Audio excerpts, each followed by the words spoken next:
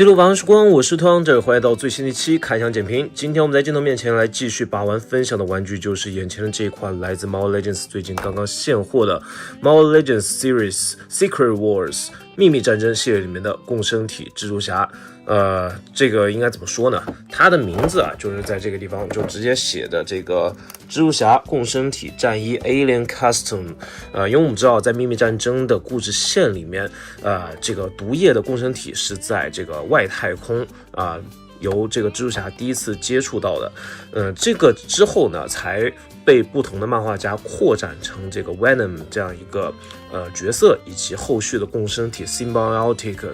这种角色的这些内容。那我们说回到这次玩具本身啊，早在2年前的这个秘密战争第一套里面已经出过这个共生体蜘蛛侠，也就是说是黑色战衣的版本。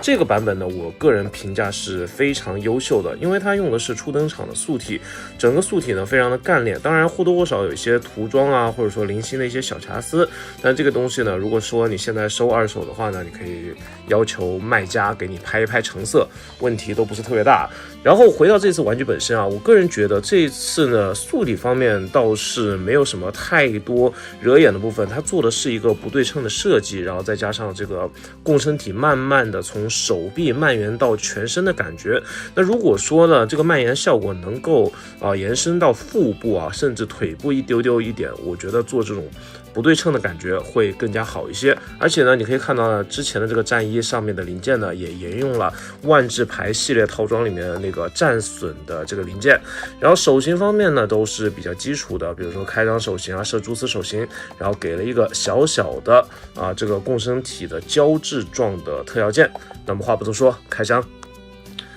好的，本次共生体蜘蛛侠的全部内容物就展现在我们的面前了。可以看到啊，其实内容物非常简单，主体，然后手型，一个共生体的特效件，还有祖传的秘密战争系列里面的闪卡。闪卡盾牌呢，这次是以蜘蛛侠着装以及共生体附着的2种形态去进行这个变换的，然后背后依旧是老样子 C 型扣，我们把它放到一边。不多做评价，毕竟是这个系列的这个特色，但是我个人不是特别感冒。然后手型方面呢，刚才我们看到了射蛛丝手型，还有这个开张手型，其实都见过，非常的常规。主要是这一次这个共生体的特效零件，这个零件呢小小巧巧的，看起来像一个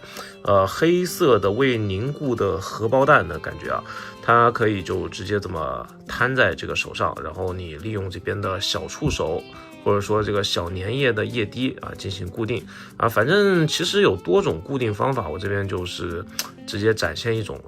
就这个样子，看起来还是挺不错的蛮 Q 萌的，也是蛮有创意的一个小配件，放到一边去。接下来看到的就是这一次的主体部分，这一次的共生体我们现在就叫它轻食版本吧。这次的轻食版本呢，其实做的还是蛮有意思的。素体方面让我比较意外的，它使用的是嗜盐虫素体，也就是说是有脚尖可动的，且有髋关节下拉的这个版本的素体，可以明显感觉到这个素体的肌肉量，还有它的整个身形是要比常规的这个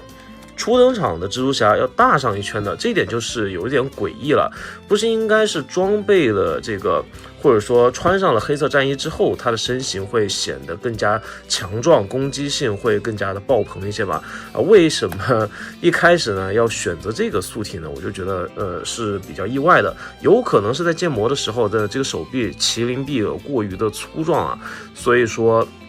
最后给它配备的这个素体呢是这个比较强悍的素体，然后你会明显感觉到这2只手臂的这个粗细呢是有比较大的差距的。那比如说你这边明显是用的是当时万智牌的那个零件，就万智牌系列里面不是战损蜘蛛侠嘛，他用了那个战损的这个手臂，然后这边呢是一个新规的这个手臂，我觉得这个新规手臂日后呢肯定会出现在其他的蜘蛛侠系列的玩具上面。那反正质感方面还是比较优秀的，它是一个淡淡的哑光的感觉，半消光的质感，然后上面呢布满了这种共生体的粘液状的触手，整体的观感呢就是一直蔓延延伸，然后呢这个触手呢想利用这种凝胶的感觉覆盖到这个蜘蛛侠的全身。然后头雕方面呢，其实整个主体呢应该是跟之前的大眼蜘蛛侠头雕是一样的，然后呢它多贴上了这个蔓延蜘蛛侠这个毒液的这个共生体毒液的这个特效件，然后整个贴上去，我觉得服帖度呢还是不错，然后再加上脖梗处还有背后呢，其实都做了一些这个更多的这个不规则的涂装。我觉得这个涂装印刷呢，乍看之下呢没什么太大的破绽啊，问题就是胸部切分之后，在这个关节之下的这个涂装就戛然而止了，稍微有些断层啊，比较可惜。但是我觉得应该是为了更大限度的保有这些蛛网啊，或者说之前的这个已经涂装好的零件可以直接用啊，也说不定。反正呢，在这个蜘蛛侠的 logo 上面呢，已经出现这个毒液化的特征。那这一点呢，我觉得是做的这个印刷还有涂装呢，做的是非常优秀。可动性方面呢，我们就简单的来盘一盘啊。头雕方面用的是这个双头的哑铃球形关节，在后面有开槽，但实际的表现效果呢是有点差强人意的，甚至会有一定的回弹，抬头幅度和低头幅度呢都不算特别强，左右歪头呢有一定的水平，360的旋转呢会有点嘎吱嘎吱的，手臂平举呢这边呢是90度，另外一侧呢也是90度的这个样子。那这个蝴蝶关节当然是没有什么太大的阻碍，基本上是90度，你可以做出这种爆气的非常有力量感的这个姿势，那或者说做出这个蜘蛛侠被毒液附身，然后比较挣扎的这个动作呢，也都是可以做出来。那我们把这个手型换上去啊，做出这种被毒液附着之后不知所措，然后呢身体呢比较扭曲挣扎的这个姿势 OK 的，没问题。然后胸腰段呢都是比较优秀的，上半部分的球关幅度呢还是比较大的，然后再加上下半部分的 T 字关节，那可以做到呢非常大的这个弯腰，然后甚至两边侧腰的这个弯曲幅度，然后再加上这边的你可以看到下拉关节，然后呢前踢幅度呢是超过90度，双段关节无孔化的这个膝盖，然后再加上脚尖可动，甚至靴子还有一段旋转，脚部接地呢也是非常优秀。总的来说呢，这个素体呢大家都已经是基本上人手一只的这个情况下，我觉得用这个素体单看是没什么太大问题。但是如果说你把秘密战争的整个系列放在一起去看的话呢，你就会觉得应该是这个完全附着共生体的这个战斗服或者说这个黑衣蜘蛛侠呢，要体型应该是比这个时候刚附身的时候呢要稍微大一圈才比较合理啊。当然这是我个人的见解，大家有不同的看法呢，也可以发在弹幕和评论区我个人觉得呢，这一点呢是身形比例上的小瑕疵。但如果说你单独把它看成一款玩具的话呢，